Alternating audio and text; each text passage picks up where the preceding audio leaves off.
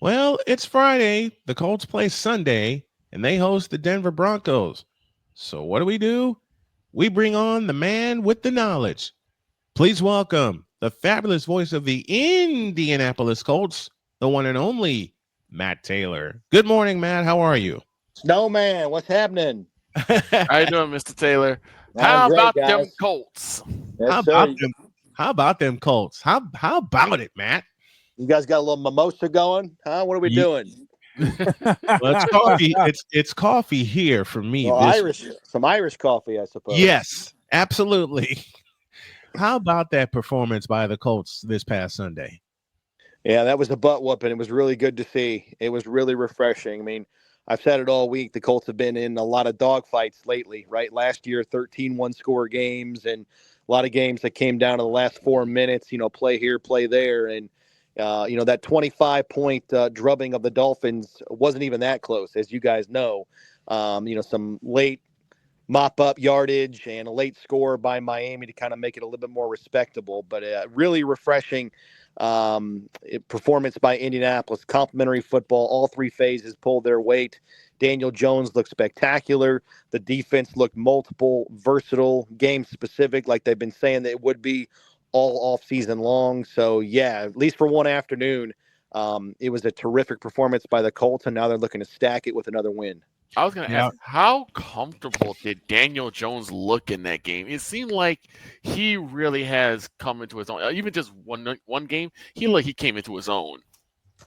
Well, Daniel Jones lived up to his reputation in that game. And I think he validated why the Colts, again, for one afternoon, I think you have to preface it, but validated why the Colts made that decision. I mean, he was masterful at the pre snap, all the things you have to do and compute at the line of scrimmage before the snap of the football, getting the Colts into good plays, out of bad plays, knowing where to deliver the ball, put it on time. The ball placement was great. The overall accuracy was superb.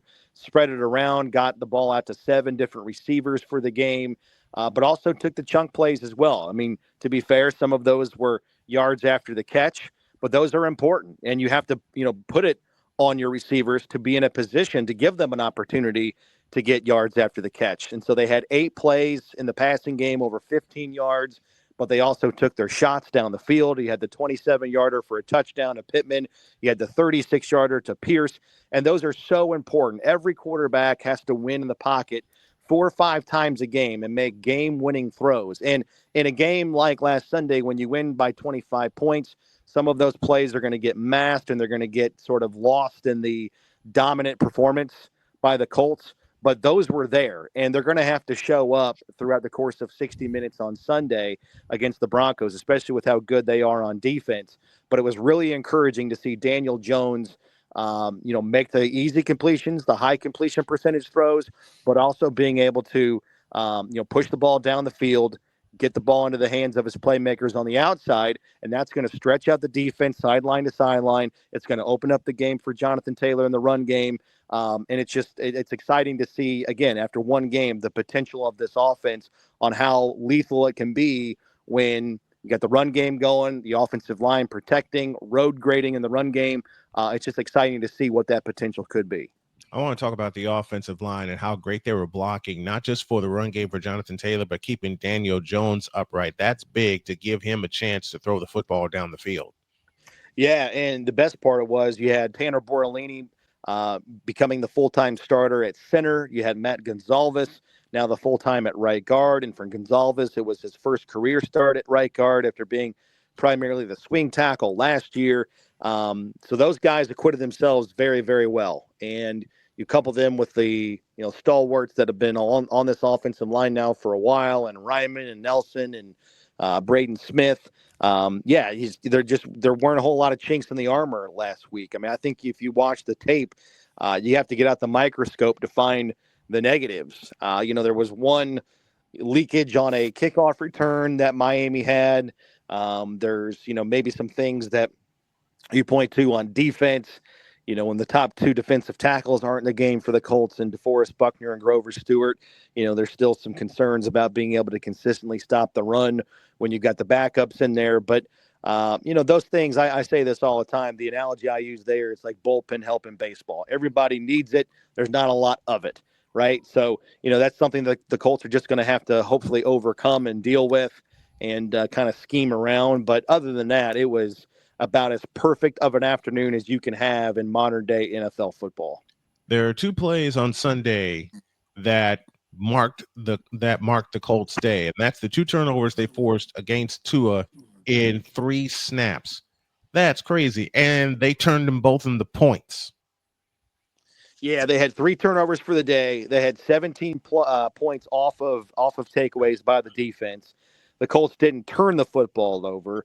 Like, it was just, and I've said it all week, it was like football utopia. Like, it was so refreshing. And I think for the fan base, like those that were in attendance, they were so into the game because it's a long off season. It's the first regular season game of the year. You're naturally going to be hyped up and ready to go. But I mean, I think the fan base, it was just like this collective sense of euphoria. Like, we're finally getting to watch some good football. We're finally getting to watch our favorite team dominate. We're finally, seeing the potential of this team come together, because the core of the team, as you guys know, and we've talked about, it's been together for quite some time. And it just all came together. Again, I'll preface it for one afternoon. It's only one game, but Daniel Jones was on fire. The choice to go with him was validated. The defense was multiple, and the switch to go to Lou Anarumo was validated. So I just thought the fan base just deserved a moment like that. And hopefully, it's repeatable. And hopefully that this city and this fan base can, rally around Daniel Jones. There's been a lot of, moving pieces, as you guys know, at the quarterback position. The plan has changed and altered, and the Colts have pivoted there. I mean, Daniel Jones was the 12th different quarterback to start for the Colts in a game since 2018. So I'm just hoping that there's at least a little bit of stability found within this season, and the fan base can really rally around the Colts playing some good football. Time now for our Warner Parlay game preview. It's the Denver Broncos. It's a 4:05 kick time, and the Broncos have vastly improved you can tell by their playoff appearance last year and the way that they played last week. When you take a look at the Denver Broncos at first glance, Matt, what do you see? Well, I see a dominant defense. This might be the most potent defense that the Colts play all season long. They've got Pro Bowl players and Pro Bowl caliber players in all 3 levels of the defense. Gave up only 133 yards to the Titans last week. That was the fewest yards by any team in the NFL in week 1. They started a rookie quarterback, and the Broncos made him look like a rookie quarterback. They had 6 sacks by 6 different guys. Pat Surtain comes back, Defensive Player of the Year last year. Nick Bonito is back, coming off the edge with 13.5 sacks. There's just no holes within that defense. And, to see how dominant they were in week 1, coupled with consistently how good they were in 2024, it's a really stiff challenge for the Colts. So, they put up 33 points in week 1 against Miami. I wouldn't suspect they put up that many in this game. Points, I think, are going to be at a premium. I think it's going to come down to the wire. I think special teams are going to be huge. You factor in Spencer Schrader. He might be called upon to knock down some long clutch field goals.